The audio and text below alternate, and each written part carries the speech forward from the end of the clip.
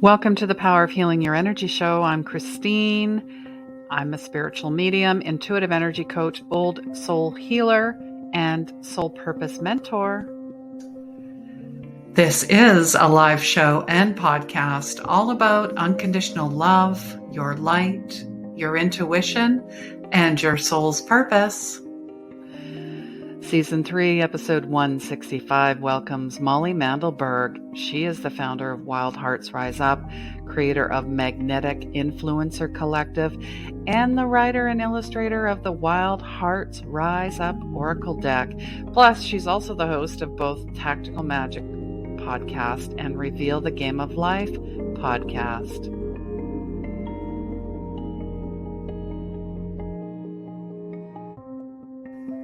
Depression and anxiety are a side effect of not living your life intuitively, not trusting your gut, the lost connections with yourself and others.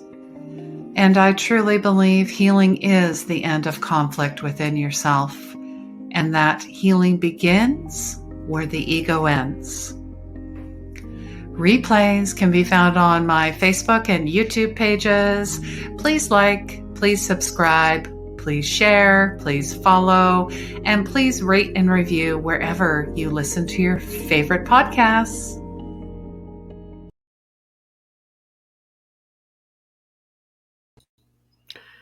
Hola, everyone. Hello, welcome. Come on in, say hello.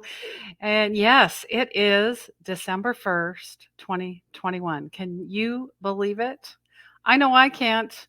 And you're probably wondering, you have 165 episodes. And I'm like, I'm just going to add them up because, yes, over the course of almost 3 years, this is episode 165. All right.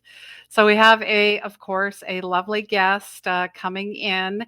And as we introduced Molly Mandelberg, and I'm just going to bring her in because we're going to keep this short and sweet. And please let us know where you're tuning in from, if this is your first time, and if you have any questions. And if you're on the replay as well, because we're not going to leave you hanging. We don't do that here. So we interact and answer every single question, every comment, because your time is valuable and we love that you're here. So thank you for being here. All right. I'm going to welcome in Molly. Hello, Molly. Hi. Thanks for having me. Thanks for being here. And I always ask my guests where they are in the world, because obviously this is worldwide. Where are you in the world? Today I am in Sebastopol, California.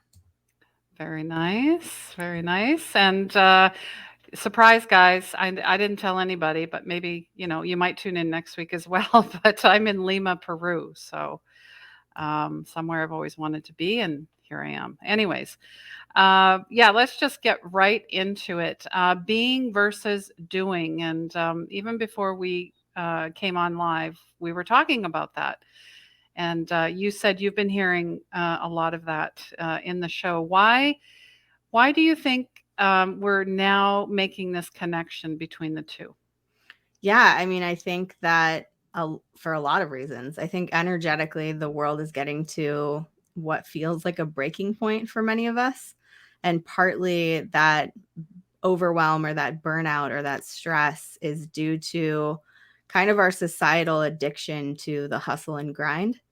And that we believe that's the only way to produce, that's the only way to exist, that's the only way to make a living, and that it's the most important thing to be hustling, to be grinding, to be part of the rat race, to be striving for excellence and greatness and pushing and pushing and pushing to learn and grow and evolve. And I think what many of us are waking up to, and what has been obviously in your collective consciousness field and in mine as well, is that the being is as valuable, if not more valuable, than the things we're actually doing. And that when we believe in possibilities and when we tap into the energetic state of what we desire to have, we actually catalyze the actualization of that into our lives as much, if not more, than the actions we can take. Mm-hmm, absolutely. Yeah. And how does your work? I mean, you do a lot of different things. I mean, Yeah, maybe you want to mine is talk a little bit about that too. absolutely. Yeah, my work is very much finding, not necessarily finding a balance between the two, but dancing between the two constantly. So I work with coaches and holistic practitioners, emerging thought leaders, people who trade in wisdom and guidance. And while they're amazing at what they do, they're often not great at talking about what they do or writing copy about things that they do or using technology to make it easier to run their businesses. So I help them to craft their deep work into inspiring content and hot copy, and also use technology to find more automation and ease and flow in their businesses. And that's the doing side that I've noticed early on, that, it doesn't matter how many tools we have set up. It doesn't matter how much automation, how much content we've created, that if there's not an energetic alignment, if there's not a being included in that, that is ready to receive new clients, that is ready to broadcast on, get visible on a big scale, that there will still be a glass ceiling. There will still be sort of a barrier between us creating the business and the life that we want, and actually seeing it arise. And so I have, over the last few years, brought back in my original toolkit that I started my business with, which is healing and hypnosis and hypnotherapy and more transformational leadership kind of tools, to support people to tackle the being side in addition to it. And I actually just showed up on a call with a client today, and it was like, okay, we have all these things we wanted to get done. And no, we had to focus all of our attention on the being, because that was what was up right now. And the things that felt too heavy or too overwhelming or too much just to be a human alive in this reality right now, that energetic state of being had to be addressed before any of the actual doing work could happen. So I think it's really important to focus on both.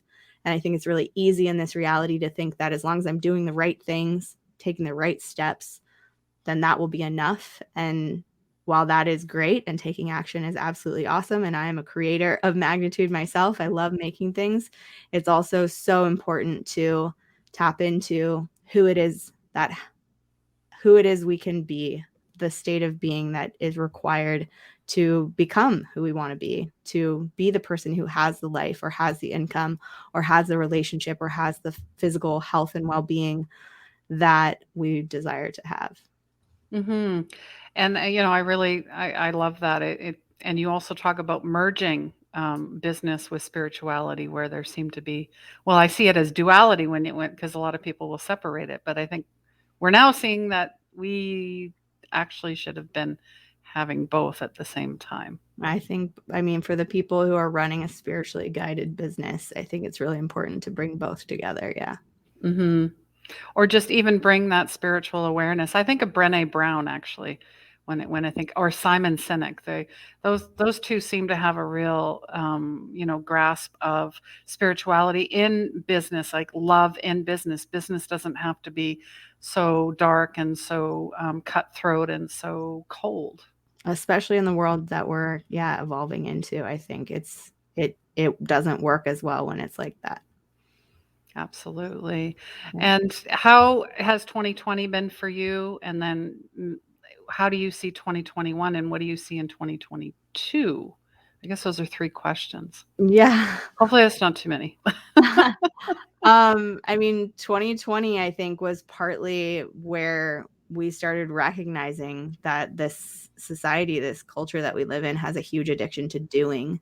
And a lot of people suddenly were forced to sit at home and learn how, or come up against the need to suddenly be and focus on being. So while I know there was a lot of darkness and sadness, and there's still so much grief from it and continuing to occur through it, I actually feel like 2020 was a beautiful opportunity for us as a collective species to look at who we're being and who we are sitting at home alone with ourselves, and being able to take a serious look at what life do we want to create? Who are we actually showing up as in our lives? And does the rat race we've been participating in actually serve us, or does something need to change? And I think that's why we're seeing a lot of people quitting their jobs or looking at career changes or even starting their own businesses right now, because they realize that what they've been doing wasn't sustainable or wasn't really for them. It wasn't bringing them joy. And that shift is really fun, in my opinion, to watch. 2020 was a great year for me. I traveled a lot. I had a lot of my own internal healing and processing that happened. 2021 has been more of a energetic roller coaster for me, but also a lot of lightness and beauty. And my hope is that in 2022, we continue to sort of synthesize this paradigm shift that we're stepping into and bring more of that possibility consciousness into this reality. That's my hope. And, now that we're very close to 2022, what do you see and feel? Because I'm actually working on the 2022 update. I do that every year. So, Yeah. mm. I mean, for me personally, I'm looking at, the normal business planning, life planning things of when am I going to be traveling? When am I going to be doing the fun things that I love? And when am I going to be launching programs and focusing my efforts on that? I feel like the end of the year, the calendar year, doesn't feel like a real important precipice to me personally.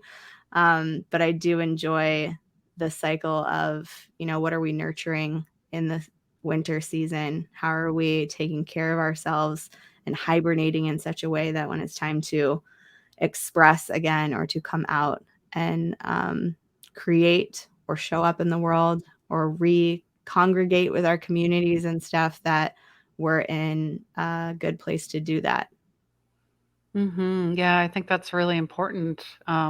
Because our elders knew that winter was a time for hibernation and rest. Bears know it. I mean, come on. Yeah. Right? So that's important.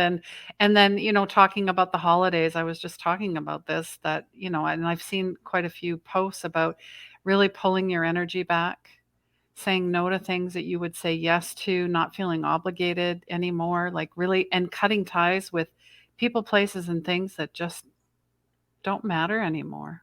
Yeah. Cleaning house in a big way.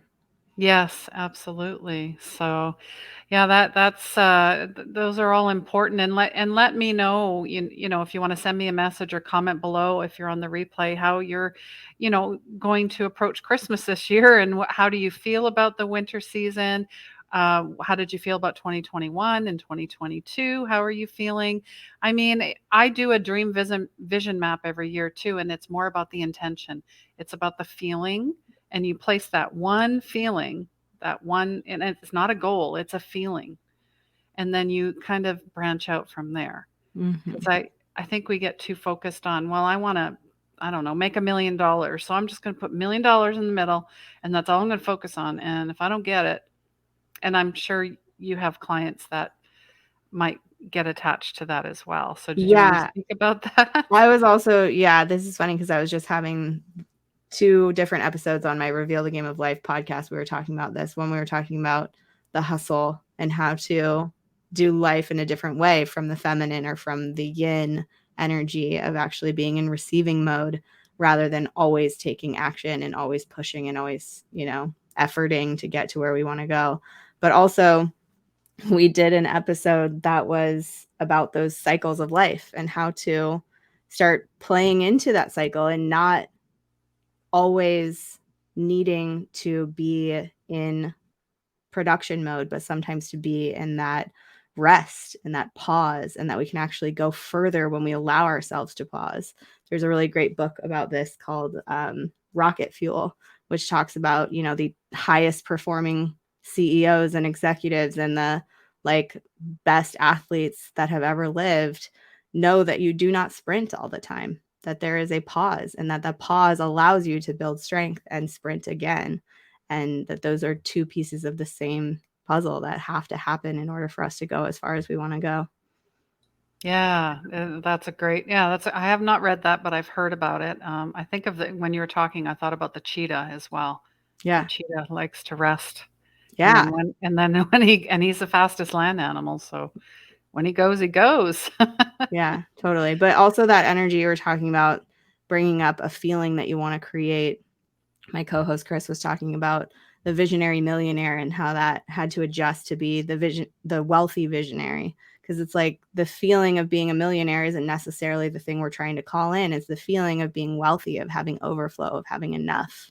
Mm-hmm. And that's a feeling you can embody. That's a thing you can start believing in without having to say, well, I'm calling in a millionaire and my bank account doesn't say that yet. So there's this dissonance, but there's already so much evidence that I'm a wealthy person, that there's abundance in my life. So it's an easier feeling to tap into. I like that idea. Just saying hello to Patty on YouTube. Thanks, Patty, for being here. And she's just talking about earning enough to buy a house because rent in South Carolina is ridiculous. Now, I don't know anything about that, so obviously, because I don't live there. But yeah, it's we'll talk about that. I mean, might have to go back and listen to that, Patty. But really, I think of Rumi: act like life is rigged in your favor always. Yeah. You put that feeling out and you're just a magnet. You just become a magnet for everything. Definitely. I have a program called Peace with Money that I started running this summer. And we talk a lot about, the energy of money and the energy of having it and spending it and saving it and allowing it to come into our lives in big and miraculous ways. But one of the ways we talk about the energy of peace with money, if we don't know how to have it in our lives right here and right now, is to look at someone else who we think has that and to literally pull that feeling from their world into our world. So to respond to Patty and the idea of buying a house so that you don't have to pay rent anymore, I would start looking at other people who you know in your life, or even I like to use Oprah as an example because Oprah has an insane amount of money. And I just crawl into Oprah's world and I say, hey, Oprah, like, what's it like when you find out how much money you made today or this month or whatever? And I imagine her assistant coming in and being like, here's the numbers for the month. And her reaction to that, which is not, oh my God, look at what we made. And it's not like, oh, okay, we could have done better. There isn't, in my imagination, Oprah doesn't have a huge emotional reaction to what money is there or not there. She just says, okay, yeah, that's what we're doing. That's what we have. There's always enough. Money is always coming to me. There's this total awareness of a sense of having. And so Patty, looking at people who have bought houses and it seemed easy for them, or who are living in houses and paying rent or paying their mortgage seems effortless. We want to look into their worlds, not from a place of envy or jealousy, but from a place of oh, that's what it's like to embody that energy. It's a magical, easy experience. It's a clear, calm, peaceful experience of that's just done, that's handled, that's something I have now, and starting to pull that energy into your life so that you can believe that that's what you have now. And I think that's the being side before the doing of actually going out and buying the house can happen. Absolutely. Yeah, no, and yeah, emulating people and just keep following and I know it's hard. I mean, there's a lot of people struggling. And I heard this, the disparity between the rich and the poor. And they both have to heal things. The rich have to heal their idea that they have to hold on to everything that they have. And the poor have to realize that they're not poor and they never have been. Yeah. I was like, whoa, that's powerful. So that is totally. Oh, and it looks like she's feeling a call to start a YouTube page with drawing cards. Awesome. Now, I know Patty a little bit. She likes to work with angel cards. So if you're feeling the call, just start practicing, start having fun. That's what I did. I don't know if Molly can speak to that. You just start, it's like riding a bike. You get on and you fall off and you laugh. And doing you that might one cry thing, a little bit. You definitely might cry a little bit. Yeah. Doing that one thing that you're curious about, that sounds fun to you, that sounds expansive, and following that as long as you're interested in it, that is how, businesses get started. That is how things go viral. That is where the fun is. We need more fun into everything. So how do you overcome limitation? I know we talked a little bit about that. Is there one thing you can think of that just is an instant It's a connection. process. Yeah. There's a couple tools that I've found over the years because I've tried many, many modalities. And there's a handful of tools that are my go-to when I'm feeling blocked or stuck or like things just aren't moving the way I want them to. One is Access Consciousness, which is a whole school of thought, an amazing set of tools. There's dozens of different classes. It's in 150 countries at least. It's weird that not many people have heard of it, but you can find out more at accessconsciousness.com. And it is a way to really clear out old energy and tap into questions that create more possibilities in your life. Another one is emotional freedom technique, which is tapping, EFT tapping. That one is hugely powerful in like reprogramming the body's nervous system response to whatever's showing up in your life that feels triggering or emotional, or wherever you're stopping yourself, there's likely usually an emotional or internal narrative going on about that. And you can reprogram that narrative by tapping on your body. And like, I don't know if I mentioned this on this show today or not, but I started my business doing hypnotherapy. So guided meditation, visualization, journaling to get myself into the stories that I want to be living into. I do a lot of that on a regular basis. Wonderful. Yeah, I love that. And really it's you're building up your spiritual tool belt, as I call it, and that's what worked for you. So, Exactly. and even And if you're different like, things work for different people. yeah, exactly. And if you're like, okay, I tried it, I'm going to try something else, then keep trying until you're like, okay, this is it. This Yeah. is it. Patty's just saying, Molly, I understand what you're saying. Oprah, I hear her saying, you're getting a house and you're getting, oh, You're here we getting go. a house and You're you're getting getting a house. That's a house. funny. Yes. I'll have one too. Thank you. Yeah. She does tap with her granddaughter Sophia. So That's that's kind fun. of nice that they do that together. Yeah. Oh, wonderful. And here's the website if you guys didn't catch it, accessconsciousness.com. So there you go. I put it in the Great. comments as well. Yeah. Yeah, and um, so there's that, of course, obviously. But what about your Wild Hearts Rise Up Oracle deck? That's interesting. I'm creating one as well. So where did that? How did that come in? Yeah, I had the desire to make a deck for a long time. I was sort of, I have an engineering kind of brain. So I was trying to come up with like what the framework of the deck would be before I dove into it. Hmm. And I had been studying some cards from the major arcana of the tarot, to use for a quiz that I created for my business, which is called What Level of Thought Leader Are You? And you can take that quiz at wildheartsriseup.com if you want to check it out. But those archetypes I pulled from the major arcana, I realized a friend of mine told me that the major arcana is actually related to the tree of life or the Kabbalah. And so I started going down that rabbit hole of studying how they related. And I sort of felt like this framework came out to me of kind of the way any idea becomes manifest. Anything that's in the ethereal realm that comes and occurs to us that we then want to see actualized into this physical reality. And through these kind of handful of steps, we create things. That's how a book gets written. That's how a baby gets born. That's how a relationship gets built. It's how a business gets created. All these different things start out here and then they come into the physical reality. And so I used those 5 cards plus one more from the major arcana as the 6 suits of the deck. And then I sort of invented what ace through 10 would be and related those ace through 10 ideas with how that would relate to the fool or the magician or the hierophant. And so then I had like the names of all the cards, and I spent a couple years writing the guidebook and drawing the pictures and coloring them in.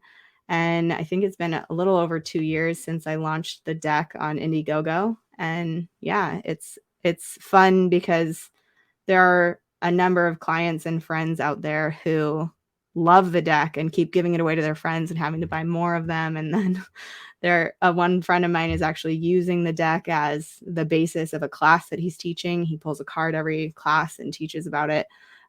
So it's really fun.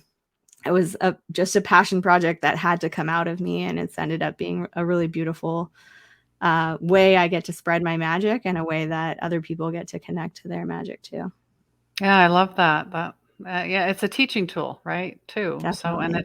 and it's something that's timeless. It's like a book. It just, Yeah. yeah, I love Pep that. I talk love deck. that. Yeah. I always ask two questions of my guest, and these are always fun. How can we as a collective energy help make your dreams come true? I always ask, do you have like a Moby Dick? What's your Moby Dick? Or is it just something you've always wanted? The big red tricycle goal of my immediate future is a giant piece of property that I'm hoping to buy to build retreat centers on, to have space for more people to come together in community and to heal and transform and evolve.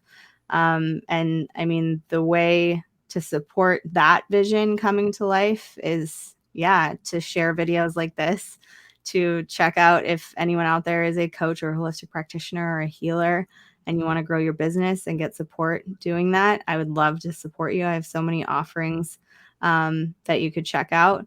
But yeah, I mean, if we're talking about how to support my dream, you could just imagine that being true and real and happening for me already, because as we're talking about being versus doing, seeing that vision actualizing, the more potency we have behind that, I think the faster it will come to life. Like a healing retreat, healing center. I love Yeah. that. We need more of those, More of those. definitely. Yes.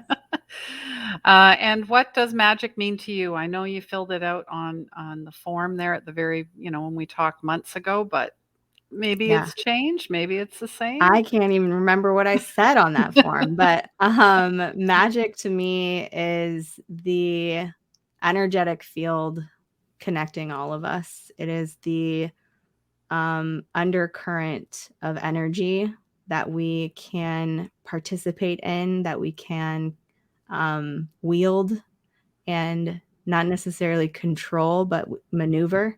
Mm-hmm. It is the potency that exists within each of us, and it is the higher consciousness that we can all tap into to continue expanding into our true selves. Beautiful. Beautiful. Yep. Or sorry, Patty, I just happened to read a comment. She's funny. Did you say hippotherapy? Hypnotherapy. That's cute. That's good Hippotherapy. Oh, Patty, you're too much. I'm going to remember that though. now. Oh, you're so sweet. All right. Thank you so much for being here. Is there any last words you'd like to say to everyone for 2021 into 2022, or anything you'd like to share? Just keep going. I know that there's a lot of places we can look to say that things look grim or dismal, or to believe that greater is not possible. And it is a tunnel, not a cave. The light will return. And if you're going through something dark and scary right now, know that there is light on the end of this, and don't give up and keep going. And the only thing that matters is you and how connected you feel to your people. So if you're feeling alone, if you're feeling stuck, reach out, allow others to show up and support you. It is a gift to get to support other people. And don't be shy about asking for what you need. Yeah, those are wonderful, wonderful tips. And like my father-in-law would say, if you don't ask, you don't get. Right. Yes. Very Gandhi-like. Anyways, thank you so much for being here. I appreciate everything you shared with us today. And if you'd like to get in touch with Molly, I have left all of her links in the comments below if you'd like to work with her. Like she said, she has lots of freebies. Feel free to reach out to her via her website or through her podcasts as well. Just some cleaning, some house cleaning, just letting you guys know it's coming. It is already December, but December energy update is coming. I never do the first of the month for anything, including my newsletter. So you guys can just wait and marinate in that. As well, this Friday, it is the new moon in Sagittarius, total solar eclipse. This is a free event. Come join me for ritual readings and healings. It's going to be fun. And then Saturday as well, Unleash Your Soul's Purpose, 10 a.m. Pacific. Wednesdays, we're holding off until January, just so you guys know. Let me know if you really enjoy Wednesday. I'll keep it going. If you need the links for that, let me know. And as well, our street team is building regarding my new book, Intuition Saved My Life. There'll be more details coming about that. And last but not least, the 2022 Visioning Energy. It's a free solstice broadcast, December 21st, 2021, 1 p.m. Pacific, 4:30 Eastern. So let me know if you need the link for that. This is an annual update. And thank you guys so much. If you have an amazing guest or someone you want to bring on the show, send them my way, of course. We love telling stories and sharing. And yeah, Patty's just saying thank you so much, Molly. Thanks, Patty. Nice to meet you. Yes, and lots of love and light to you both, and to you as well, Patty. You've always been a wonderful supporter. And yeah, it's on Amazon. Thank you for reminding me. But I want to send you guys lots of love, peace, joy, blessings, wherever you happen to be. And please remember, healing begins where the ego ends. Take care.